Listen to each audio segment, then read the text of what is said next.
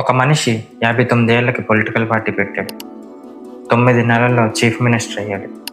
అది మన ఆంధ్రప్రదేశ్ చరిత్రలో ఎప్పటికీ మారదు. High all, I'm Krishna and welcome. 1923 Nimmakuru village, Krishna district. ఒక పేదరిక కుటుంబంలో పుట్టాడు. తల్లిదండ్రులకు వేరే దారి లేక చిన్నప్పుడే దత్తత వెళ్ళాడు.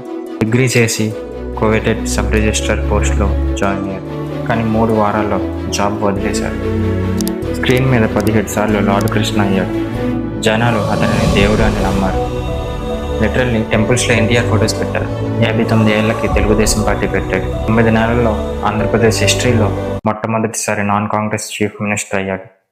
1984లో ఎన్టీఆర్ హార్ట్ సర్జరీ కోసం అమెరికా వెళ్ళారు. హాస్పిటల్లో ఉన్నప్పుడు అతన్ని ఓవర్త్రో చేశారు. ఆ బీట్రేయల్ చేసిన వారు ఎవరో మీకు తెలుసా? తన క్యాబినెట్లో ఒకరు. గవర్నర్తో కలిసి గవర్నమెంట్ తీసుకున్నాడు. కానీ ఆంధ్రప్రదేశ్ జనాలు ఊరుకోలేదు. మీడియా, పబ్లిక్, అపోజిషన్ అందరూ ఒకటయ్యారు. ఇందిరాగాంధీకి వేరే దారి లేక ఎన్టీఆర్ని తిరిగి చీఫ్ మినిస్టర్ చేయాల్సి వచ్చింది. హాస్పిటల్ నుంచి వచ్చిన మనిషి జనాల శక్తితో తిరిగి సింహాసనం అందుకున్నాడు. సిఎన్ఎన్ ఐబిఎన్ 2013 పోల్లో ఇండియన్ సినిమా సెంటినరీ సందర్భంగా ఎన్టీఆర్ని greatest Indian actor of all time అని 300 కోట్ల మంది ఇండియన్స్ ఓట్ చేశారు. 18 జనవరి 1996 ఎన్టీఆర్ గారు చనిపోయారు. కానీ ప్రతి తెలుగువాడి మనసులో నిలిచి ఉంటారు ఫర్ ఎవర్. మీకు ఫేవరెట్ అయిన ఎన్టీఆర్ మూవీని కామెంట్ చేయండి. Follow for more, we need to talk a lot.